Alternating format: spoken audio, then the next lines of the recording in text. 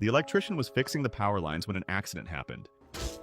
When he woke up, he was already lying in a hospital bed. Connor checked himself and felt nothing serious, but the doctor told him he had been diagnosed with severe AIDS. At first, Connor thought it was a joke. Then he got furious. As a tough cowboy, there was no way he could accept such a disease. He cursed at the doctor in rage. The doctor calmly advised him to save his strength because his condition was very serious. He only had 30 days left to live.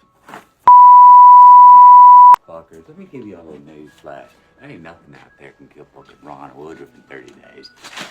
Connor didn't take it seriously, planning to continue living wild and free. But the constant ringing in his ears started to make him uneasy. Even when faced with two gorgeous women, he had no choice but to walk away. When his friends asked what was wrong, Connor claimed it was just a cold. Then he cursed the hospital again. But after hearing that, his friends' expressions turned strange. Connor went to the library, digging through piles of medical books. He tried to prove through symptoms that he wasn't really sick, but the unstoppable cough made his body weaker and weaker, and the words on the computer screen only drove him deeper into despair.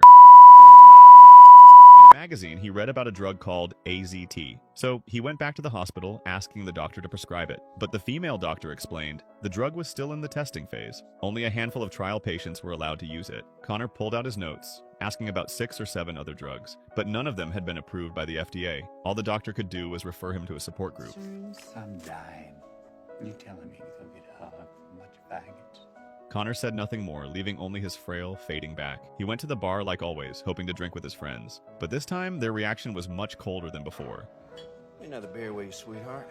Clearly, word about his illness had already spread. Connor stood up, ready to fight, but they mocked him instead, saying his blood would spread the disease. Connor lashed out like a mad dog, and everyone backed away in fear.